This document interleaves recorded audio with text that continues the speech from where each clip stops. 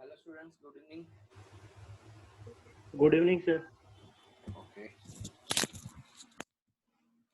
So start करते हैं आज का लेक्चर. एक मिनट में ऐड कर देता हूँ 2 स्टूडेंट्स को.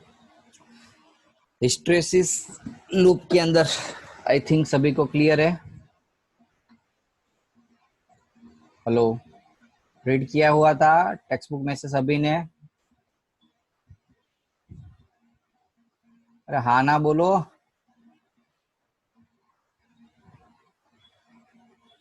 कितने स्टूडेंट्स ने कर लिया हिस्ट्रेसिस लूप? चलो give me answer, raise your hand. मेरी आवाज आ रही है सभी को? चेक कर लो तो. हेलो. યસ સર આવે છે. Yes, sir. તો શું બધા મોઢામાં મગ ભર્યા છે બધાનામાં?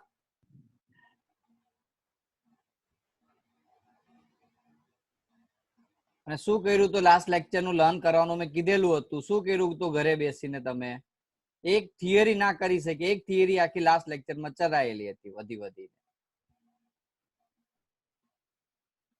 કમ્પેરિઝન્સ કરી દીધું ડાયા પેરામેગ્નેટ નું બધાએ? કેટલા સ્ટુડન્ટ્સો ને અત્યાર સુધી ચલાયેલું બધું યાદ છે, લર્ન કરી દીધું છે? રોજે રોજનું લર્ન કરવાનું રાખો ને. કેટલી વાર કહું છું? એક જ વાર 12th ના સ્ટુડન્ટ છો, એકવાર કે એટલે ખબર પડી જ જવી જોઈએ પછી બધાને. એવું ના સમજતા કે આ ચેપ્ટર ઇમ્પોર્ટન્ટ છે, ઓછા માર્ક્સ નું છે. તમારી માટે 4 માર્ક્સ ની જો વેલ્યુ તમે એનું એવું મિનિંગ સમજીને કે આ ચેપ્ટર ને સ્કીપ કરતા હોય કે સર ઓછા માર્ક્સ નું છે કે આમ છે તેમ છે, એટલું ખબર એટલી તમારી કેટલી કેપેસિટી તમારી વેલ્યુ શું છે ને મારા નજરમાં આવી ગઈ. આમાંથી તમારામાંથી કોઈ 95 સુધી જવા નથી માંગતું, એનો મિનિંગ એવો થયો કે જે સ્ટુડન્ટ્સ ને ગોલ 95 પ્લસ નો કે 90 પ્લસ નો હોય એક પણ વસ્તુને સ્કીપ ના કરે હંમેશા.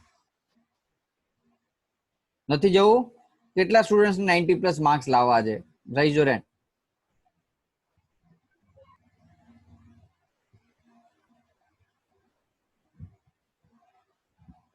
લાવવા બધાને છે, બસ મહેનત નથી કરવી. લાવવા વાળા કેવા તરત ફટાફટ હાથ ઊંચા થયા.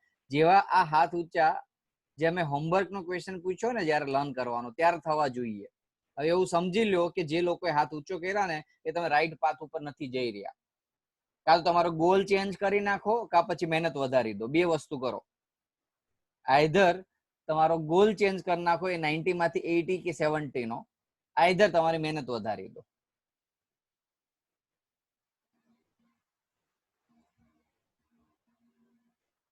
હું નહીં રિપીટ કરું, આજ નથી કોઈ શોખ મને થતો. ચલો જે ચાલ નેક્સ્ટ ટોપિક હશે ને જ કવર કરી લેશું. કશું કરવું નહીં ઘરે બેસીને.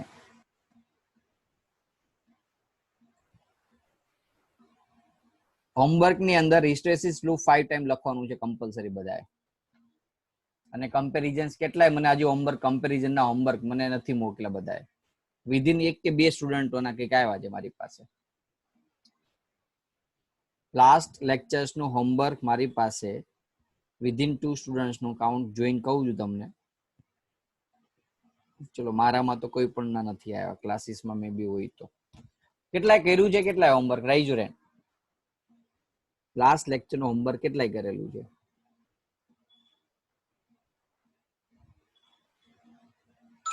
ઓનલી 2 સ્ટુડન્ટ્સ, વ્રજ ભંડેરી અને વિશાલ. બાકીના શું કરો છો? મારી માટે ભણો છો કે તમારા ફાધર માટે ભણો છો? બધા રીઝન ચાલો બતાવો મને. એક પણ સ્ટુડન્ટ રિમૂવ નહીં થાય, ધ્યાન રાખજો. બતાવો રીઝન બતાવો. ચલો વ્રજ અસારી. સર લર્ન કરેલું છે મેં પણ લખેલું નથી. એ રીતે ઓરલી લર્ન કરી નાખ્યું લખ્યા વગરનું. ફિઝિક્સ ક્યારે આ રીતે ઓરલી લર્ન ના થાય. ઓકે, બધું એક્ઝામમાં જયારે પેપર લખવા બેસીસ ને બધું ભૂલી ગયો હશે તો આ વસ્તુ મગજમાં રાખજે. જયારે પેપર લખવા બેસીસ ને ત્યારે તું બધું ભૂલી જઈશ. ઓકે, હું નેગેટિવ નથી કહી રહ્યો કે તને મોરલ ડાઉન નથી કહી રહ્યો. હું તને એક પ્રેક્ટિકલ ફેક્ટ કહું છું કે વર્ષોથી હું જોઈ રહ્યો છું જે સ્ટુડન્ટ્સને ભૂલું થાય છે. ચેપ્ટરમાં લર્ન કરી નાખશે ટેમ્પરરી પર્પઝ માટે, બટ ફિઝિક્સ એક લખીને તો હું મારે ટેક્સ્ટ બુક શેર કરીને ડાયરેક્ટ એમાંથી ના લાઈન ટુ લાઈન જઈને સમજાવી દઉં, જેમ એસએસ તમારા બાયોના લેક્ચર થતા એ રીતે, ઇંગ્લિશના લેક્ચરો એ રીતે. કેમ આ કેમ ઝંઝટ કરું છું? આ બધું ડાયાગ્રામ ને બધું લખીને કેમ સમજાવું છું? જો એ રીતે જ ઓરલી વાંચીને કે ઓરલી સમજી શકાતું હોત ફિઝિક્સ, બધા એ રીતે ફિઝિક્સ ના બનાવી દેવો. માનવ, નીલ, રાજવી, સોરી ચલો રાજવી તો નહીં. રાજવી બેટા તને કદાચ આજના લેક્ચરમાં વધારે ખબર નહીં પડે. આ એક ચેપ્ટર લગભગ હવે આની પછી એક જ લેક્ચર છે, પછી નવું ચેપ્ટર સ્ટાર્ટ થઈ જશે. ઓકે, બટ કઈ નહીં, જેટલું ખબર પડે એટલું સમજી લેજે આમાં. કારણ કે આ આગળનો ટોપિક આન્સર તારો ક્લિયર નહીં હોય એટલા માટે. થર્ડ ચેપ્ટર નહીં ખબર હોય ને થર્ડ ફોર્થ તો પણ નહીં ખબર પડે આજના લેક્ચરમાં તો, કારણ કે ફોર્થ ચેપ્ટર છે ને ફિફ્થ ચેપ્ટર ફોર્થ નો કોન્સેપ્ટ છે એટલા માટે. ચલો, હર્ષ, હિના, ખુશ, મેવાડા, માનવ, નીલ, રુશિલ, સૂર્યસી, શું રીઝન હતા હોમવર્ક ના કરવાના? બોલો ચલો. તમને યાર સર એકવાર લખાઈ ગયું, એકવાર બાકી છે. એકવાર લખાઈ ગયું, એકવાર બાકી છે. બીજા કોઈ?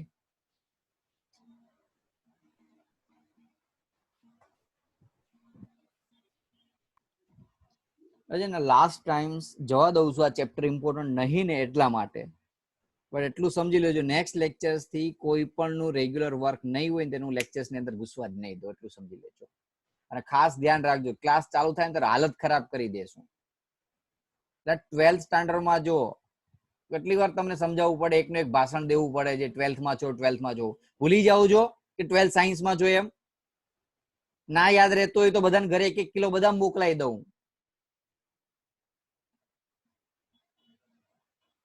કે રોજ યાદ કરાવો, રોજ સવારમાં ફોન કરું ભાઈ આજ તમે 12th સાયન્સમાં છો, કહી દો પેરેન્ટ્સ ને કે રોજ યાદ કરાવડાવે તમને.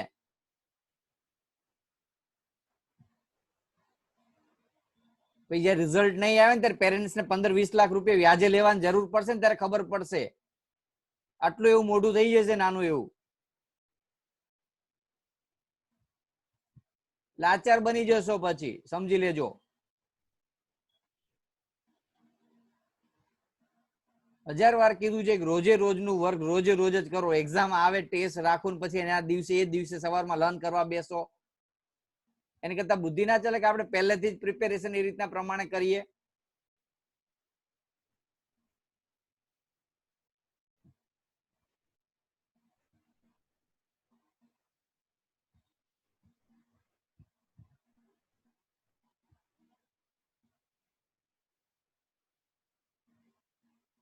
ચલો, નેક્સ્ટ ટાઈમ આ વસ્તુ મારે ના જોઈએ. કોઈ પણ સ્ટુડન્ટ નું વર્ક કમ્પ્લીટ ઇનકમ્પ્લીટ ના જોઈએ. બીજા બધા ફેકલ્ટી કમ્પ્લેન તમારી કરી રહ્યા છે, 12th વાળા જોઈએ મેં એફર્ટ નથી આપી રહ્યા અત્યારે. બાકીના સ્ટાન્ડર્ડ વાળાને ચાલશે, ગમે તે થશે, તમારું શું હાલત થશે એટલું યાદ રાખો. ગવર્મેન્ટ કોઈ તમારા વિશે નથી વિચારવા બેસવાની. જે વસ્તુ છે એને એક્સેપ્ટ કરીને આગળ વધો. ઓનલાઈન છે તો ઓનલાઈન ને એક્સેપ્ટ કરીને આગળ વધશો તો લાઈફમાં કંઈ કરી શકશો. હંમેશા પરિવર્તન એ સંસારનો નિયમ છે, એટલું વસ્તુ યાદ રાખો. તમે નવી વસ્તુને એક્સેપ્ટ નહીં કરો, અમે એક્સેપ્ટ કરતા થઈ ગયા.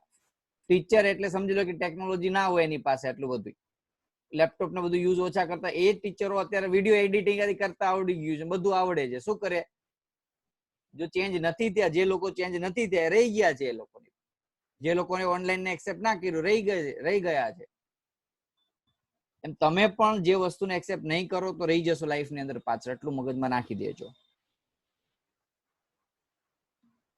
એકવાર આખું હિસ્ટેસિસ લૂપ રિવાઇઝ કરાવી દઉં છું, બટ હવે નેક્સ્ટ ટાઈમ ધ્યાન રાખજો, આ વસ્તુ મારે ના થવી જોઈએ.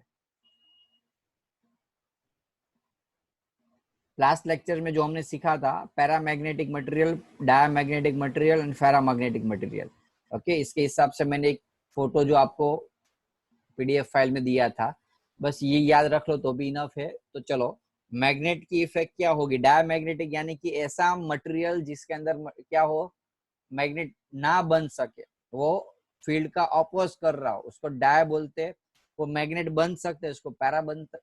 और एक जो है वो इजीली मैग्नेट बन सकता है, स्ट्रॉन्ग मैग्नेट बन सकता है. पैरामैग्नेटिक थोड़ा वीक रहेगा और फेरोमैग्नेटिक थोड़ा स्ट्रॉन्ग रहेगा. बाद में बाकी सारे कॉन्सेप्ट तो पता ही होगा, ऑलरेडी 2-3 बार एक्सपेंशन हो चुका है. ओके, ससेप्टेबिलिटी के बारे में समझ लो कि वो क्या, कहाँ से कहाँ मूव होता है, वैल्यू उसकी समझ लो, एग्जाम्पल याद रखो. ओके, ये सब कुछ खास याद रखना. अब जो फेरोमैग्नेटिक मटेरियल है उसका हिस्टैरिसीस लूप आता था। हिस्टैरिसीस लूप यानी कि एक ऐसा लूप जो आपको बी वर्सेस एच की प्रॉपर्टी दिखाती है और फेरोमैग्नेटिक मटेरियल की एक इनर प्रॉपर्टी बताती है। क्या है? आपको बताता है जैसे आप एच की वैल्यू करंट इंक्रीज करते जाओगे, एक टाइम आएगा सारे मटेरियल सारे डाइपोल एक जैसे एक डायरेक्शन में इकट्ठा हो जाएंगे। अब उसको हम बोलेंगे सैचुरेशन, जो ए पॉइंट बताता है। पहले क्या था? बी 0 था, एच 0 था, करंट पास हुआ, इंक्रीज हुआ, बी इंक्रीज हुआ, एच इंक्रीज हुआ, सैचुरेशन हुआ। ए पॉइंट पे ऑब्जेक्ट के अंदर के सारे डाइपोल जो रेंडमली मूव कर रहे थे वो सारे एक डायरेक्शन में चले गए, सारे डाइपोल्स एक डायरेक्शन में चले गए, जिसको हम बोलेंगे सैचुरेशन, मैग्नेटिक सैचुरेशन। अब क्या होगा? उल्टा, जैसे हमने बी की वैल्यू इंक्रीज की थी तो एच की वैल्यू इंक्रीज हुई। अब हम क्या करेंगे? बी और एच की वैल्यू डिक्रीज करेंगे। जैसे जैसे हम वैल्यू डिक्रीज करते जाएंगे और जो डाइपोल्स थे वो घूमना स्टार्ट हो जाए, जो ऐसे अरेंज हो गए थे। याद रखो, साइंस कॉमर्स का एग्जाम्पल लिया था मैंने। साइंस के स्टूडेंट्स हो, ओके, साइंस के स्टूडेंट्स के ये तो मिथ था, पहले ऐसा मानते थे, अभी ऐसा मुझे नहीं लग रहा है ऐसा ये मानते। पहले ऐसा लगता था जो साइंस के स्टूडेंट है उसकी एक सोसाइटी के अंदर एक अलग सी वैल्यूएशन रहती थी। जब 11 साइंस स्टार्ट होता है और 12th की बोर्ड की एग्जाम, गुजकेट की एग्जाम कंप्लीट करता है, तो बच्चा सुबह 4 बजे उसकी घर की लाइट चालू रहती थी। This is the science. तब पता चलता था कि वो साइंस का स्टूडेंट है। और आज रेगुलर में भी नहीं कर रहे हो आप, तो समझ लो कि वो जो हम पहले से मान रहे थे कि स्टूडेंट्स थे, टीचर आए, पहले रैंडमली घूम रहे थे तो कुछ नहीं था, टीचर आए सारे एक साथ सेम डायरेक्शन में चले गए, यानी कि चुप हो गए। अब क्या होगा? जैसे टीचर जाएगा, यदि साइंस के स्टूडेंट हो गए तो क्या होगा? थोड़े से, साइंस के पूरे क्लास लेकिन थोड़े से स्टूडेंट्स जो होते हैं वो क्या होते हैं? सिंसियर होते हैं। जो टीचर्स बोल के कुछ गए उसका माइंड में लेके वो अपना काम एज यूजुअल रखेंगे। पहले तो वो भी मस्ती कर रहे थे रैंडमली ऐसे सारे, लेकिन अब थोड़े से सिंसियर होकर सेम डायरेक्शन में चले, टीचर ने बोला वैसा करने लगे। लेकिन काफी सारे ऐसे हो गए जो रैंडमली मूव कर रहे थे। अभी जो मैं स्टूडेंट है उसको डाइपोल मोमेंट लेता हूँ और टीचर को एक्सटर्नल फील्ड लेता हूँ, ध्यान रखो। अब क्या हुआ? अब मुझे उसको, ये सारे जो हो गए ना रेंडमली मूव कर रहे होगे, वो उसको बिगाड़ने का ट्राई करेंगे। समझ लो हम क्या करेंगे उसको और बिगाड़। अब बी पॉइंट पे ऑब्जेक्ट आएगा, जैसे जैसे एच की वैल्यू कम होते जाएगा। एक्चुअली होना ऐसा चाहिए था, ये जो ग्राफ ओ से, जैसे ओ से ए पे गया, ऐसे ए से ओ पे आना चाहिए, लेकिन होगा क्या? ए से बी में आएगा। उस टाइम पे बी पॉइंट पे बी की वैल्यू 0 नहीं होती, लेकिन एच की वैल्यू 0 होती, यानी कि वो बी की वैल्यू जहां एच 0 होता है उसको हम बोलेंगे रिटेंटिविटी। सिमिलरली कम करते जाएंगे, बी की वैल्यू 0 आएगी, एच की नेगेटिव वैल्यू मिलेगी, उसको हम कोएर्सिटिविटी बोलेंगे। रिटेंटिविटी यानी कि वो रिजिड हो गया, अब इतना तो उसके अंदर रेंडमली डाइपोल इतना बचा जो मैग्नेट बना सकता है। बाद में हम क्या करेंगे? वैल्यू कम करते जाएंगे, बी की वैल्यू एच की वैल्यू पे। अब ये पॉइंट डी पे क्या होगा? सैचुरेशन होगा। लेकिन कैसे कि ये जो सारे जिस डायरेक्शन में थे उसके एग्जैक्टली ऑपोजिट डायरेक्शन में चले गए। बाद में वापस ऐसे इंक्रीज करते करते जाओगे तो ऐसा लूप मिलते हैं। इसको हम क्या बोलेंगे? हिस्टैरिसीस लूप बोलते हैं। बीएच कर्व भी बोलते हैं, काफी बार एग्जाम में ऐसा लिख ले बीएच कर्व, तो भी it is nothing but the hysteresis loop. इसका एग्जाम में अलग नाम से काफी बार क्वेश्चन पूछा जाता है, इसको हम बोलेंगे बीएच कर्व। चलो, अब दो टाइप के मैग्नेट है। फेरोमैग्नेट है जो हमने सीखा कि फेरोमैग्नेटिक जनरली दो टाइप के हो गए, हार्ड एंड स्ट्रॉन्ग। अब सिंसियर दोनों थे, फेरो यानी कि दोनों sincere student, hard on hard यानी कि क्या? तो अभी उसको बिगाड़ने के लिए थोड़ा ज्यादा क्या चाहिए? फोर्स चाहिए। यानी कि ऐसा मटेरियल जिसका ये जो हिस्टैरिसीस लूप हो वो ऐसा बड़ा हो, रिटेंटिविटी वैल्यू की रिटेंटिविटी जो होती है वो लार्ज हो उसको, यानी कि ये जो गैप होता है, ये गैप यहाँ से लेके यहाँ तक, ये जो वैल्यू है जिसको हम क्या बोलेंगे? एच की वैल्यू, वो ज्यादा हो उसको हम बोलेंगे हार्ड फेरोमैग्नेटिक, और वो कम हो उसको हम बोलेंगे सॉफ्ट फेरोमैग्नेटिक। सॉफ्ट फेरोमैग्नेटिक यानी कि उसको मैग्नेट बनाने के लिए आपको ज्यादा एनर्जी जरूर नहीं पड़ेगी, वो इजीली मैग्नेट बन जाएंगे। That is example soft iron core. Soft iron को मैग्नेट बनाना बहुत इजी होता है। लेकिन हार्ड यानी कि एल्निको, ये सारे मैग्नेट जो होते हैं जनरली क्या होते हैं? उसको थोड़ी ज्यादा एनर्जी चाहिए। क्यों? क्योंकि उसको परमानेंट मैग्नेट बनाना, ये जो होगा वो परमानेंट मैग्नेट बनेगा।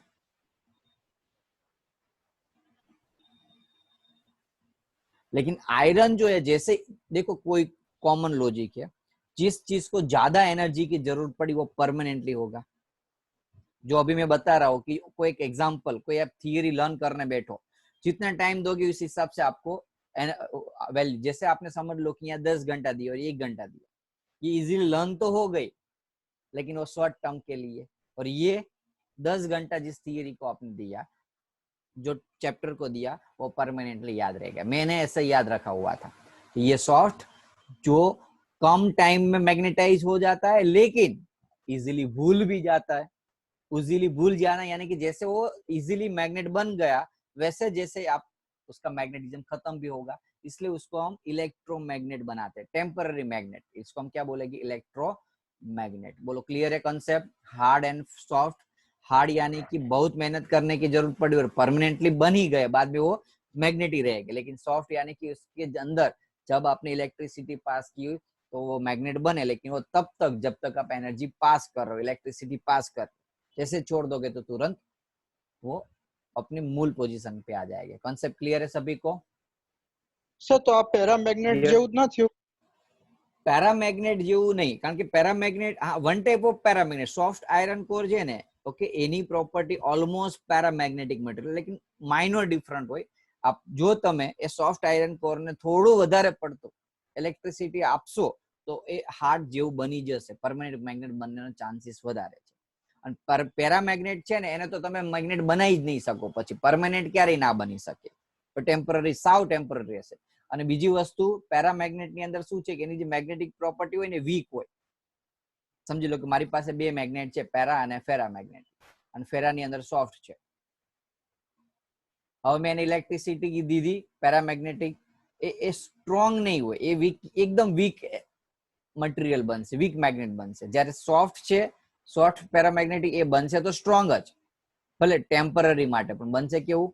Strong magnet. ક્લિયર બંનેમાં? Okay sir. ઓકે, આ જે મેગ્નેટ બનશે વીક મેગ્નેટ બનશે અને આ બનશે સ્ટ્રોંગ। બાકી બંને સેમ જ વસ્તુ છે। જે રીતે ઇલેક્ટ્રિસિટી હટાવી દો અને મેગ્નેટિઝમ ઘટી જશે, તો આમાં પણ એવું જ થશે સોફ્ટ ફેરોમેગ્નેટમાં।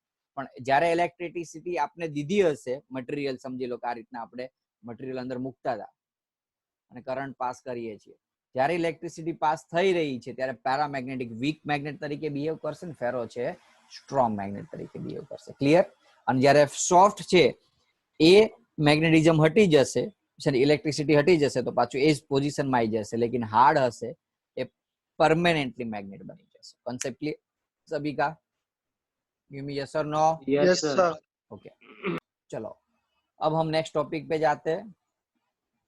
वैसे कोई ऐसा बड़ा टॉपिक नहीं, लेकिन इजी टॉपिक है। एक मिनट, कहाँ गया? सॉरी, नई स्लाइड लेनी पड़ेगी।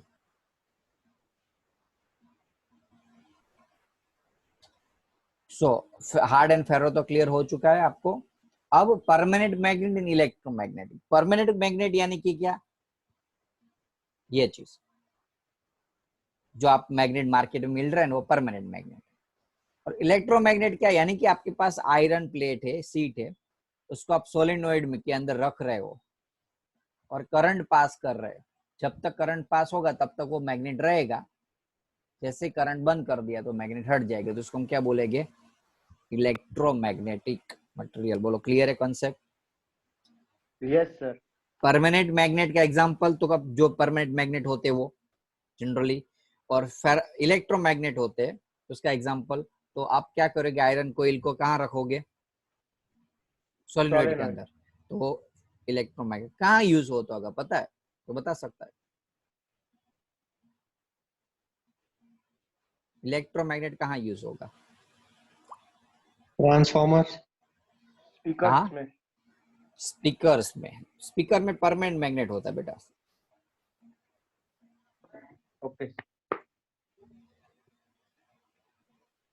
है किसी के पास आइडिया? जो बड़ी बड़ी प्लेट्स होती है ना, शायद पता हो तो आपको, बड़ी बड़ी प्लेट्स, स्टीमर जैसे बड़े बड़े जो हेवी मटेरियल होता है, हेवी मटेरियल जो होता है उसको उठाने के लिए, एक मिनट में एक काम करता हूँ, इसका एक फोटो है ना, वो आपको भेजता हूँ। वो फोटो से आपको एग्जैक्टली पता चल जाएगा कि फेरोमैग्नेट क्या है। સર કન્ટેનર ઉઠાવવા માટે. યસ કન્ટેનર ઉઠાવવા માટે એ જ વસ્તુ કીધું, પણ તમને ખાલી એક ફોટો મોકલી દઉં છું ગ્રુપની અંદર એટલે તમને આઈડિયા આવી જશે. ઓકે, લેક્ચર પતે પછી મોકલી દે, જોઈ લેજો. મોટા કન્ટેનર, કાર અને બધા હેવી મટીરિયલ હોય ને, જ્યારે એને ઉઠાવવું હોય એક જગ્યાએથી બીજી જગ્યાએ શિફ્ટિંગ કરવું હોય ત્યારે ઇલેક્ટ્રોમેગ્નેટ યુઝ થાય. નહીં, તમે કદાચ ફોરેનમાં જોયું હશે, કાર આવે ઉપરથી ચોટી જાય, ચીપકી જાય ને પાછું એને ઉઠાવી લે. જોયેલું છે ભાઈ કોઈ? Yes sir. Yes sir. Yes હા, સર. તો બસ એ જે વસ્તુ છે એને શું કહીશું આપણે? ઇલેક્ટ્રોમેગ્નેટ. Okay, yes sir. બોલો કોઈ ડાઉટ? પરમેનન્ટ મેગ્નેટ છે ને વર્ષોથી ફાઇન થયેલું છે. ઇલેક્ટ્રોમેગ્નેટ હજી હમણાં જ ફાઇન થયેલી વસ્તુ છે. ખ્યાલ આવે? અને બંનેમાં ડિફરન્સ શું કે અહીંયા તમારે આ પરમેનન્ટ છે, એના એ જે છે એ જનરલી શું હોય, ઇલેક્ટ્રોમેગ્નેટિક મટીરિयल જે હોય કે એની જે સ્ટ્રેન્થ છે એને ચેન્જ ના કરી શકો. ध्यान रखो, डिफरेंट वो आईएमपी पूछाता હોય છે. स्ट्रेंथ जो होती है उसकी परमानेंट मैग्नेट की हम चेंज नहीं कर सकते, लेकिन यहाँ हम स्ट्रेंथ उसका मैग्नेटिज्म चेंज कर सकते हैं. जितना ज्यादा करंट पास करोगे, जितना ज्यादा टर्न लोगे, उतना स्ट्रॉन्ग मैग्नेट बनेगा. अब समझ लो आपको ज्यादा स्ट्रॉन्ग जरूरत नहीं है तो कम करंट पास करोगे, कम टर्न रखोगे. यानी कि ये जो इलेक्ट्रोमैग्नेट है वो कंडीशंस के हिसाब से अलग अलग टाइम में अलग अलग वैल्यू चेंज करता है, जो परमानेंट नहीं सोल्व कर रहा है. क्लियर? उसकी पोलैरिटी हम चेंज कर सकते हैं. पोलैरिटी यानी कि डायरेक्शन, जैसे नॉर्थ एंड साउथ ये फिक्स होगा, इसकी चेंज कर सकते. बोलो कैसे चेंज करेगी? इलेक्ट्रोमैग्नेट की पोलैरिटी चेंज करनी है तो क्या करूंगा मैं? सब मैग्नेट ना पॉजिटिव नेगेटिव चेंज कर देना. सिंपल चीज है. तो पोलैरिटी हम क्या कर सकते हैं? उसकी चेंज कर सकते हैं. क्लियर? अब उसको डीमैग्नेटाइज करना है. डीमैग्नेटाइज, उसको मैग्नेट हटा देना है. तो उसको हटा देना टफ है. परमानेंट मैग्नेट क्योंकि ऑलरेडी परमानेंट है तो वो टफ प्रोसेस है थोड़ी. अब बोलो क्या कर सकते हो आप? परमानेंट मैग्नेट की मैग्नेटिज्म हटा, तो मैंने किया था, गर्म कर सकते हो हीट देके. ओके, अब इसको हटाना है तो खाली क्या कर दो? स्विच ऑफ कर दो. बहुत इजीली क्या कर सकते हो? उसको बंद कर सकते हो. समझ में आ रहा है कि नहीं? हेलो, पक्का? Yes sir. तो ये परमानेंट Yes, इलेक्ट्रोमैग्नेट का डिफरेंट है. जनरली पहले पूछते थे, अभी तो ये चैप्टर में बहुत कम चांस, लेकिन कभी भी पूछ सकते हैं. अब देखो मेरे पास कोई ऑब्जेक्ट है, उसको मटेरियल को मुझे मैग्नेट बनाना है तो मैं क्या करूंगा? तो मेरे पास दो ऑप्शन है. पहले की प्रोसेस, पहले जो बहुत टाइम पहले उसको कैसे मैग्नेट बनाते थे पता है? एक मैग्नेट लेते थे और एक मटेरियल जिसको बनाना है उसको एक साइड से घिसते थे, ऐसे एक साइड से. पता चला? सेम पैटर्न से पता चल रहा है? Yes sir. ऐसे ऐसे घिस रहे थे, ऐसे ऐसे ऐसे नहीं, ऐसे नहीं. समझ में आ रहा है? ऐसे नहीं, कैसे घिसते थे? एक यहाँ से घिसा, बाद में छोड़ दिया, बाद में यहाँ से वापस घिसा, छोड़ दिया, ऐसे. तो कोई चीज मैग्नेट बन जाती थी. पहले ऐसे मैग्नेट बनाते थे. जो हम मटेरियल यूज कर रहे हैं, मैग्नेट यूज कर रहे हैं अलग अलग एप्लियंस के अंदर, स्पीकर में, सब कुछ वैसे बनाते थे. अब उसके बनाने की मेथड अलग है. अब हम क्या करते, ये फिजिकल मेथड से बनते थे पहले के मैग्नेट. अब सिंपल चीज है, बड़े से नॉर्थ एंड साउथ पोल वाले ऐसे बड़े बड़े कमरे होते हैं, उसमें मैग्नेट होता है.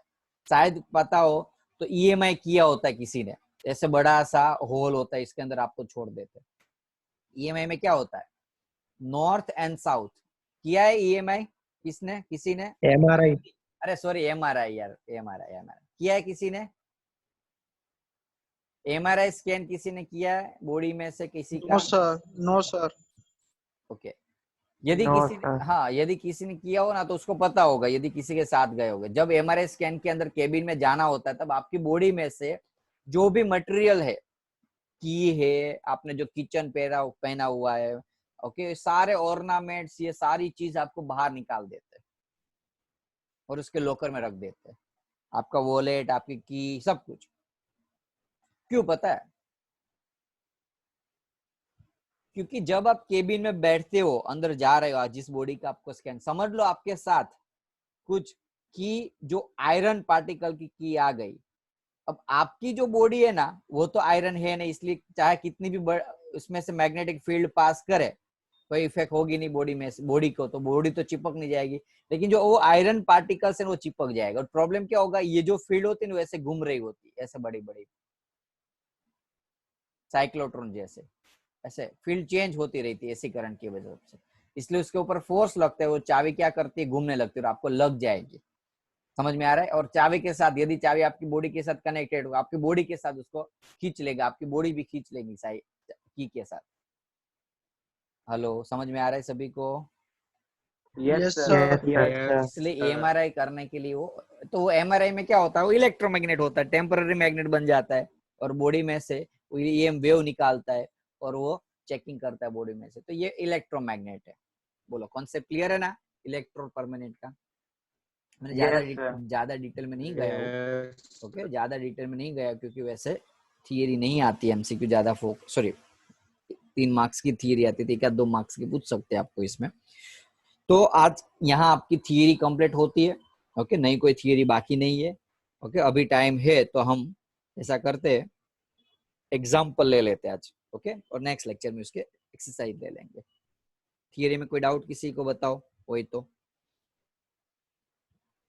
नो सर ओके, इस चैप्टर की थियरी में कोई डाउट नहीं ना किसी को? चलो, फर्स्ट एग्जाम्पल पता होगा, बोलो क्या करोगे? खुद ट्राई करने का सोचो, पहले नहीं आएगा तो मैं बता रहा हूँ आपको।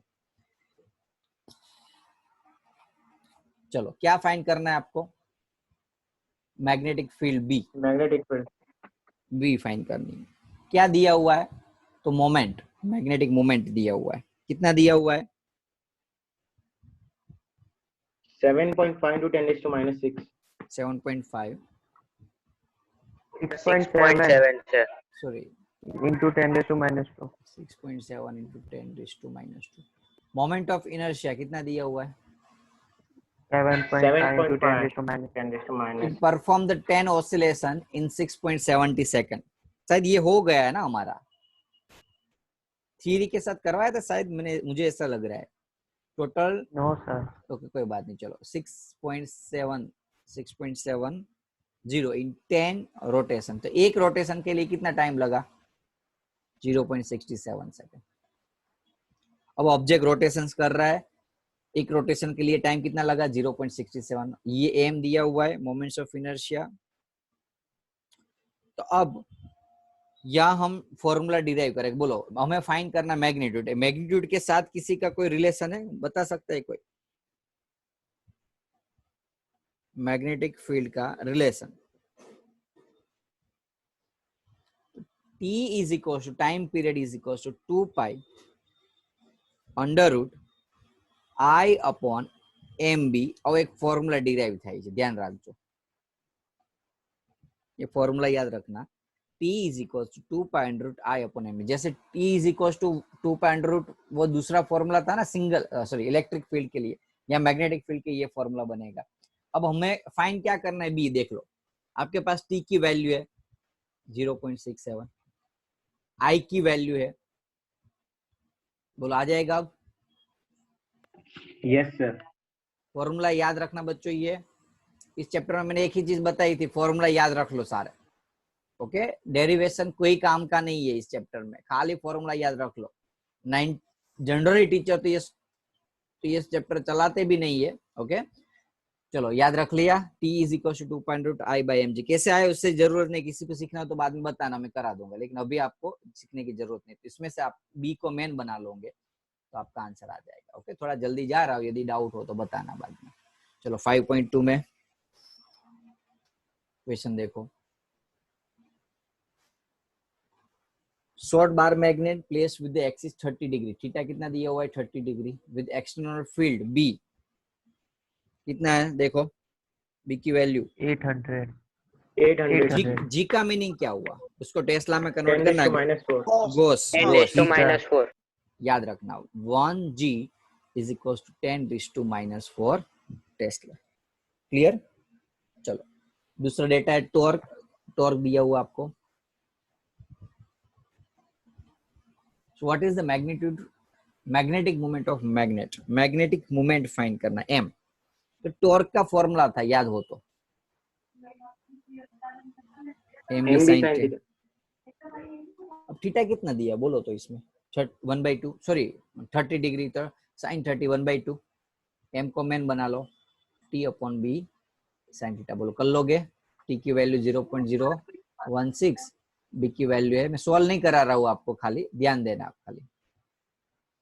और साइन 31/2 एम की वैल्यू मिल जाएगी, बोलो हाँ ना। Yes, sir. Yes, sir. Yes, sir. Okay, what time है इसलिए थोड़ा करा देता हूँ, बाद में जो आपके डाउट होगा वही कराऊंगा। What is the work done in the moving, क्योंकि चैप्टर इंपॉर्टेंट नहीं ना बेटा इसलिए, ओके, अदरवाइज तो सारा सम कराता ही हूँ, लेकिन ये वैसे ही कुछ ज्यादा इंपॉर्टेंट नहीं है इसलिए। What is the work done, चलो वर्क डन फाइंड करना है। वर्क डन का फॉर्मूला, जो वर्क कर रहे पोटेंशियल एनर्जी में स्टोर होगा, बोलो चेंज इन पोटेंशियल, वैसे यू नहीं होगा, चेंज इन पोटेंशियल एनर्जी होगा कि नहीं। Yes, sir. अब वर्क डन किसका फाइंड करना है, तो from stable to unstable condition, ध्यान रखो। स्टेबल कंडीशन जब दोनों पैरेलल होते, जब थीटा 0, अनस्टेबल जब दोनों एंटी पैरेलल होते। तो ये अनस्टेबल हुआ और ये स्टेबल हुआ। एम और बी के बीच का एंगल जब 0 होता है, दोनों सेम डायरेक्शन में होता है, मैग्नेटिक मोमेंट एंड फील्ड, तो स्टेबल, ऑपोजिट डायरेक्शन में होगा तो अनस्टेबल। तो U2 माइनस U1, चलो फॉर्मूला दोनों का सेम होगा, एम बी साइन थीटा, बोलो हाँ ना, sorry cos theta, cos theta, cos theta. Torque के अंदर एम बी साइन थीटा आता है, ध्यान रखना हो, कंफ्यूजिंग चीज है। टॉर्क के अंदर एम बी साइन थीटा आएगा, लेकिन यू के अंदर एम बी कॉस थीटा आएगा। क्यों पता है ना, energy is equal to integration of torque into d theta. Yes, sir. Okay, ऐसा था ना, इसलिए इसी हिसाब से डेरिवेशन वो तो करवाया था मैंने, याद हो तो। अब इसके अंदर एम बी कॉस थीटा, इसके अंदर 1 और इसके अंदर 2 ले लो, तो सॉरी 2 और ये 1, M B common, cos theta 1 minus cos theta 2, cos theta 2 यानी कि cos 180 और यहाँ cos 0। cos 180 की वैल्यू कौन बता पाएगा, -1, और cos 0 की वैल्यू 1, -1 minus સર વચ્ચે પ્લસ નહીં આવે, cos 180 પ્લસ cos 0 આવશે ને, प्लस ना માઇનસ आवे એમબી ना। हाँ सर माइनस कॉमन लीधું। ओके ओके ओके, सॉरी हाँ, तो आंसर 0 આવી જાય છે।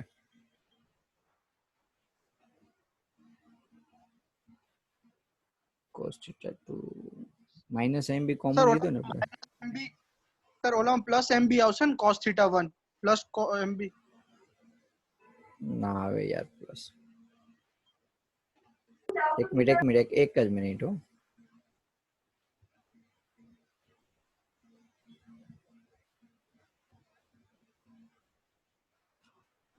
Minus M b cos theta 2 minus M b cos theta 1 minus M B common cos theta 1 plus cos theta, cos 180 -1 आवर्स फाइनल ने।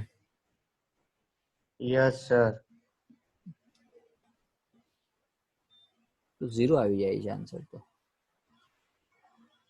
ये -1 ને plus cos 0 1।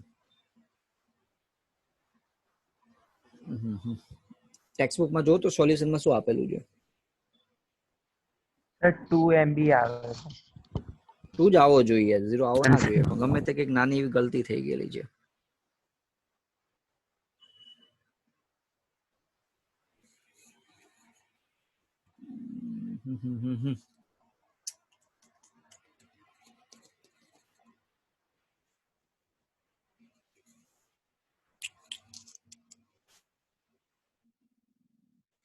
Okay okay okay okay, અહીંયા છે ને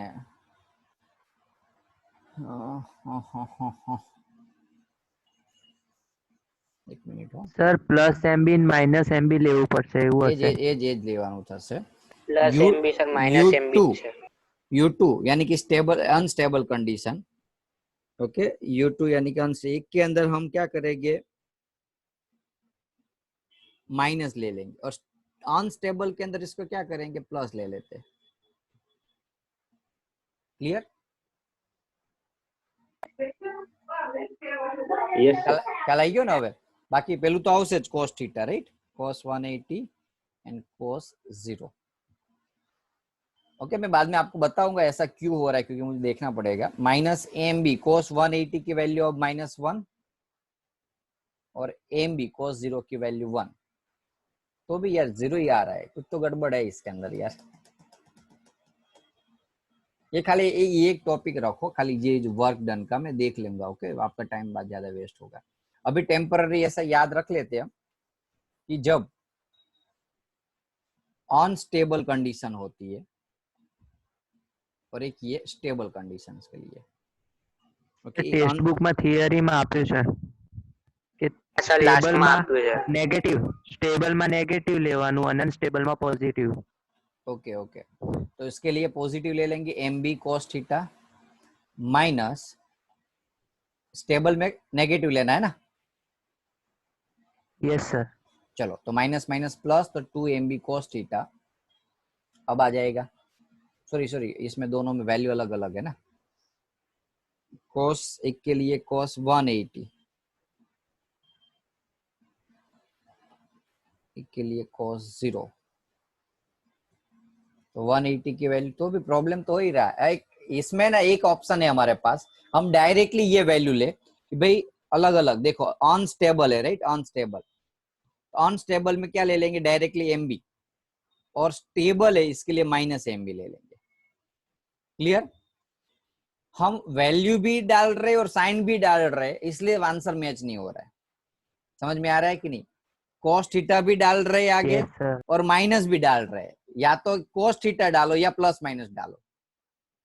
जब हम ऐसे डालेंगे अनस्टेबल और स्टेबल के लिए, माइनस एक को एमबी और एक को माइनस एमबी, तो यहाँ क्या होगा अनस्टेबल में, अनस्टेबल में एमबी माइनस माइनस, स्टेबल के अंदर माइनस एमबी प्लस हो जाएगा, तो 2 इंटू एमबी। ओके, अभी ऐसे याद रख लो, बाद में मैं आपको बताऊंगा क्यों ऐसा हो रहा है दूसरे नेक्स्ट लेक्चर के अंदर देख के। अभी एम की वैल्यू कितनी दी है बताओ, वो मिलेगी आपको राइट, ऐसे इसको सॉल्व करने के बाद। बी की वैल्यू 800 इंटू 10⁴ कर लोगे सॉल्व? Yes sir. ओके, दूसरा क्या फाइंड करना है, सी। एक काम करो, रिज्वाइन कर लो, तो टाइम 1 मिनट ही बची है, इसलिए फटाफट से रिज्वाइन कर लो सारे स्टूडेंट।